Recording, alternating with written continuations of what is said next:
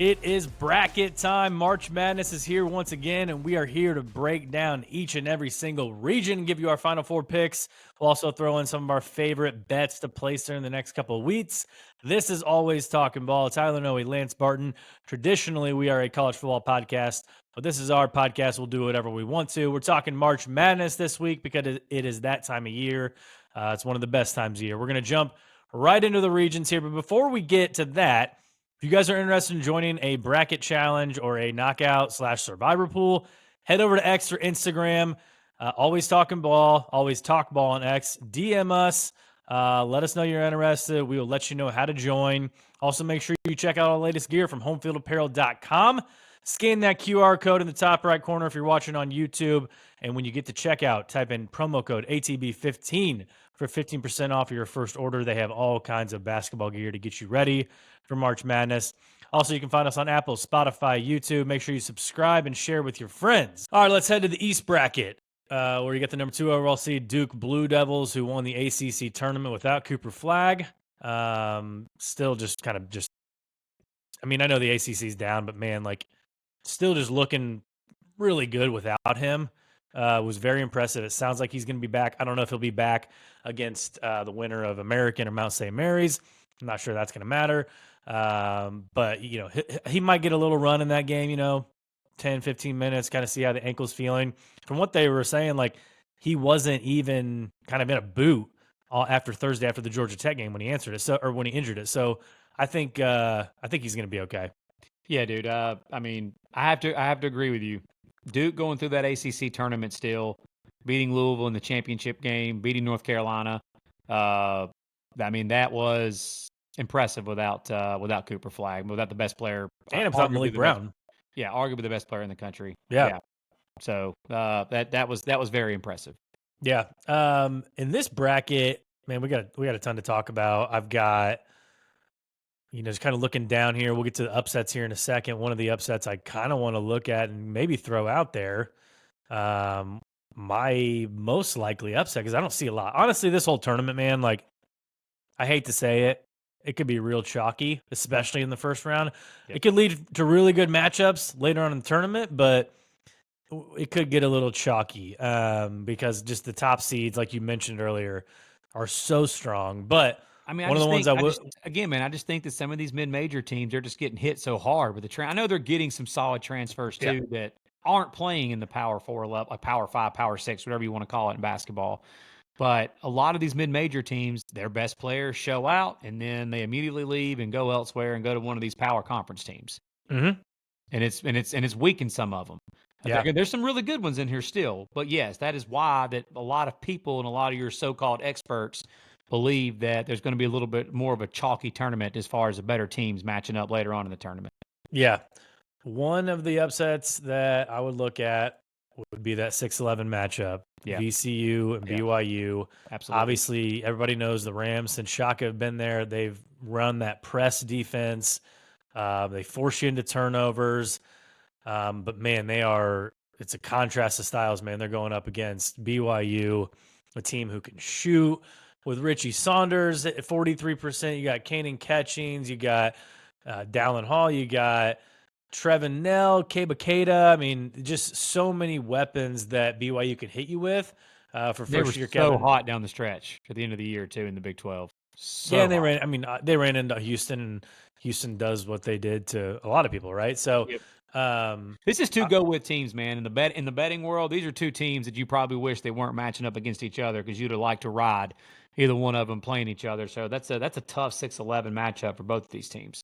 Yeah, I mean, KenPom's got it at a 1-point spread, which shows you just how close they are. I mean, BYU's 24th and VCU's 30th. So I don't know if it would be an upset to many if VCU pulled that off. But what upsets you like? VCU's one of mine as well that I would take a look at there. I think St. Mary's will take care of Vandy in their game. Vandy is just so piss poor defensively. They can score. I mean, but they're not very good at all defensively. And St. Mary's is one of the best defensive teams in the country. Vanderbilt wants to get up and down the floor. St. Mary's is like 359th in the country in pace of play and That game they tempo. had against Gonzaga in the championship game was Yeah. just like a slog. Yeah, I could see them putting Vandy in the torture chamber a little bit there with Yeah. with defense and Vandy's so- they're playing away from Nashville, so I mean that's tough for them. Yeah, agreed. Hang on, man. We can't. Let's not skip down there. Let's bring up something here. Your alma mater. I know, man. What do you think? It's a rematch of the 2024 Fiesta Bowl, which That's right. Oregon won by 39, and I don't think they'll win this one by 39. But man, Dana talk Altman about in tournament. another tough draw for Liberty. Like Dana Altman's one of the most profitable coaches against the spread in March Madness. Richie McKay is no slouch. I mean, he can coach, man. They're very Virginia-esque. He came from Virginia and Tony Bennett. They actually got like a pretty solid offense. They've got two guards in Colin Porter and Caden Matheny. Matheny can absolutely light it up, which he did in the Conference USA Championship. And they don't have a lot of size, so Biddle's going to give them some toughness down low. Now those two guards, man, like I mentioned, they're 6 foot and under, so they're tiny. But Jackson Shellstad, he's only 6'1", so he's not going to put a lot of length on him. But having to go out, play a 10 o'clock game East Coast time in Seattle, where there's going to be a ton of Oregon fans, man, like Good point. that's going to be tough sledding for the Flames, I think. Yeah. So like really the only upset I've got, man, is VCU. Okay. Over BYU, and I am picking that. Like that's actually going to be on my bracket. I got the Rams taking down BYU, and that's a tough. I mean, BYU's been so hot down the stretch, man. But I like this VCU team. And I think VCU's coach too is like it's kind of a bad kept secret that he might be the new coach at UVA, taking Tony Bennett's spot. After so as long as they're focused and he's focused on this matchup, they can make some noise in this bracket, bro. I saw Gary Parrish came out. I think he had VCU in like the Elite Eight, playing Duke in the Elite Eight. Wow. Yeah. So rematch of 2007 or whenever that was. Right, yeah. So, but yeah, I think VCU gets it done against BYU, and that's going to be one of your better games. I'm calling it now. That's going to be one of your better games of the first round. Yeah, and that game, I believe, tips off at 4:05 on Thursday. So that'll be an afternoon game. But seeds 5 through 8, I actually picked my most confident one I'm in was Oregon over Liberty. Maybe I'm just being a pessimist on the alma mater train there, but I just think, like I mentioned, Seattle late night, Dana Altman, like I'm just super confident that Oregon gets that done. I mean, Liberty's shown in the past they beat Mississippi State back in 2018, 2019, one of those two, and they've shown they can get it done in that 12-5 game. But I think Oregon's just so strong. I would agree with you, man. Dana Altman in the tournament for all the reasons you said there. They're tough. I mean, they're in the non-conference too. They were really, really good in the non-conference this year. I mean, they beat Alabama in that tournament in Vegas this year too. Yeah, that's a tough draw for Liberty. And like again, 5 through 8 seeds, like you're talking about. I just said 6 seed BYU. I think they're going to lose. Yeah. St. Mary's, I think that's a good matchup for them against Vandy, but Vandy can fill it up, and they've got some athleticism. So I mean, that could be a solid game. But I would agree. The one that I would feel most confident about to win the game would be Oregon. Yeah. Okay. I think we both got Duke over the winner of American and Mount St. Mary's. Yep. And I'm taking Mississippi State over Baylor. Yeah, me too. That line's flipped. Mississippi State opened as an underdog. Now they're a favorite. So people got smart there. The Dentist was an underdog against Scott Drew and the boys who don't play a lick of defense. I know they got VJ Edge coming and everything, but Josh Hubbard can catch fire at any moment. And you've seen that firsthand this year. Yes, I have. And they're, again, Chris Jan's teams, bro, like they play good defense. They rebound. They got some athletic bigs that run the floor well. Like you said, Hubbard can shoot it, can light it up. And when he gets hot, dude, he's one of those that just like, it's like pouring gasoline on a fire. He's one of those too, man. It's just fun watching him. If he gets hot, bro, in a tournament game, you want to talk about heat check. This cat will cross half court. And if you give him any space at all, he's pulling up from 30. He's a pull from the logo. Yeah, exactly. So, so that's an interesting matchup there. And you're right, man. Ever since Jerome Tangs left Baylor, like they just have not been the same. Yeah. And it's been mostly defensively. Like defensively, they've been booty the last 2 years. So yeah, I'm with you. I got Duke playing Mississippi State in that matchup, and I've got Oregon playing Arizona. I've got Arizona coming out of that game against Akron. But hey, sneaky. What's the line on that? Like if you don't have it in front of you, it's okay. of the Zona Akron game. Don't worry about it if you don't have it right in front of you. I don't have it in front of me either. Zona Akron, I believe it's on Friday. And I mean, Ken Palm's got it at 14, so I think it's around 13.5 probably. Ooh, that's a bigger line than I thought.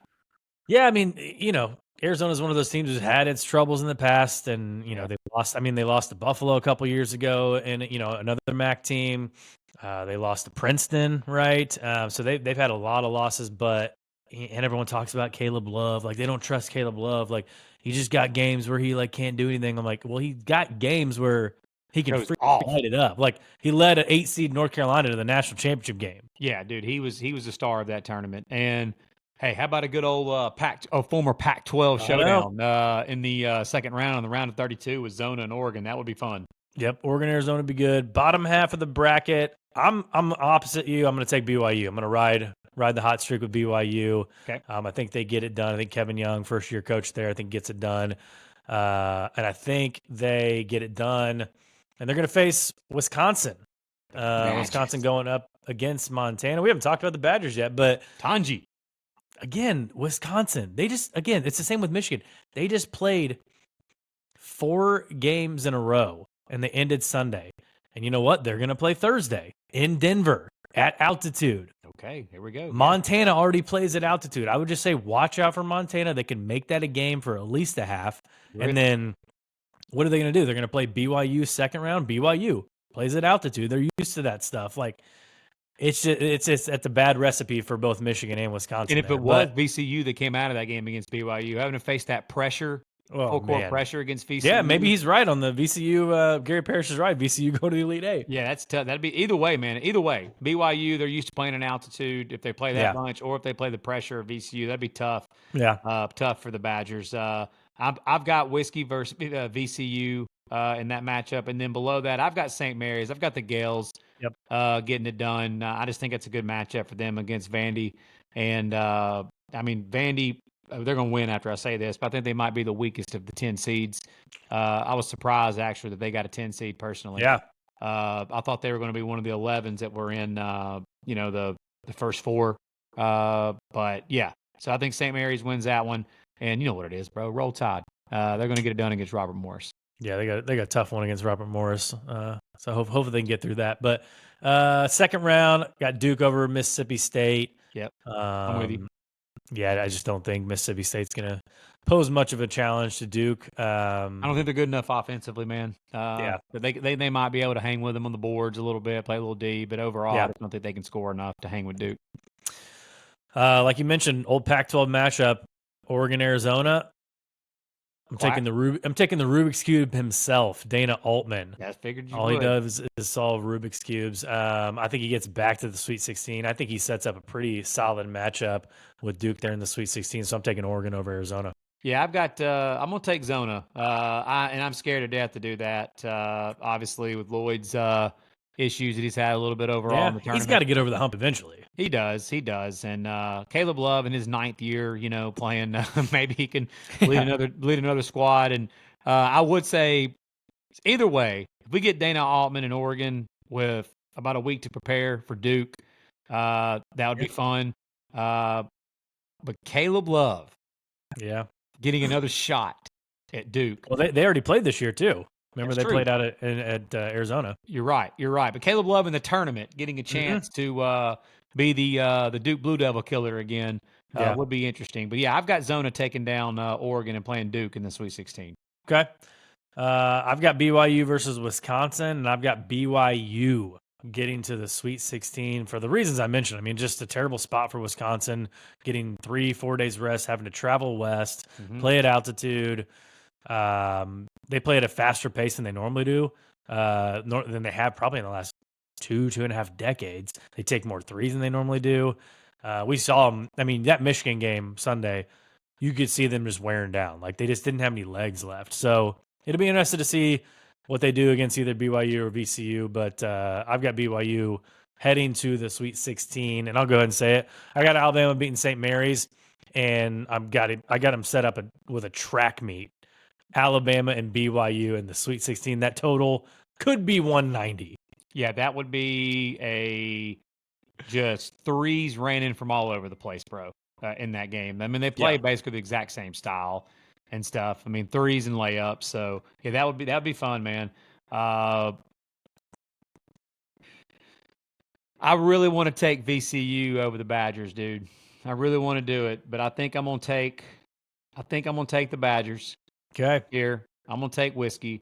You like John Tanji that much, huh? Yeah. Nah. Oh, should I flip the script here? Let's do it, bro. Let's go. Let's go. This will be my only probably double-digit seed that I end up making the Sweet 16. VCU, that pressure defense, like you said, in Denver. Yeah, let's go VCU Rams. Beating Wisconsin, heading to the Sweet 16. And then I'm going to have St. Mary's, Bama, and I'm going to have Bama taking down St. Mary's. Again, that is literally couldn't be more of a different of contrasting of styles. Alabama is number 1 in the country in Ken Palm's tempo and overall just like tempo rating. And St. Mary's is 359th. So the pace of play couldn't be any different. Yeah. So again, there is the chance that St. Mary's could slow that game down a little bit and give Bama some trouble. I just think overall, man, the athleticism overall of Alabama, the length and just the out-athleting St. Mary's eventually will wear the Gales down. And I think Bama gets by St. Mary's in that game and sets up a VCU-Alabama Sweet 16 matchup. While we're talking about Alabama, what's the word on Grant Nelson, if you've heard anything? Yeah, so it looks like that, and literally in Nate Oates' exact words, we dodged a bullet, is what he said. So Nelson looks like that he might be back for game 1, but Oates said at worst they'll have him back for Sunday's game against whoever they were going to draw in the second round if they were to beat Robert Morris. So that's obviously a big deal there because Nelson, when he's playing well for Alabama, just makes Alabama a completely different team with his 6'11", his size. He can play that point forward position. He can shoot the three. Last year, he was one of the main reasons that Alabama made that Final Four run, his emergence in the NCAA tournament. Yeah. Still worries me a little bit. I mean, he's not going to be 100%. So, like, I agree. I agree with you. But I think they still got enough to get it to the Sweet 16. We've got 2 different Sweet 16 matchups, you and I do. I've got Duke versus Oregon. I got Duke taking down Oregon. I think it'll be a good game. But I just think Duke's too much. I think they got a good draw in this bracket. I think there's too much firepower for Oregon. Then I got BYU, Alabama. I mentioned I think it could be an extremely high scoring game. But I got Alabama going to the Elite Eight and facing off Duke. You got me talked into your Alabama VCU matchup because I'd love to see VCU do the full court press against Alabama and see how well. I mean, obviously it's a Sweet 16, so Nate Oates would have time to prepare for it. But seeing how Alabama reacts to being pressured and trying not to turn the ball over and everything. Gosh, you might be able to clip this, but if that's the case, good luck with LeBaron Philon and Mark Sears in the guard play there. Yeah, trying to pressure them. But yeah, I've got Duke beating Arizona in the Sweet 16 matchup at the top of this bracket, and I've got Alabama beating VCU. And again, an up and down the floor track meet. Alabama doesn't care about being sped up. That is literally what they want to do. Please speed me up. Yep. Is what they want to do. Again, I just said they're number 1 in tempo. So if it is BYU that comes out of that upper deal there, that you're right. That could be an absolute shootout and first 1 to 100. Could be what that game turns into.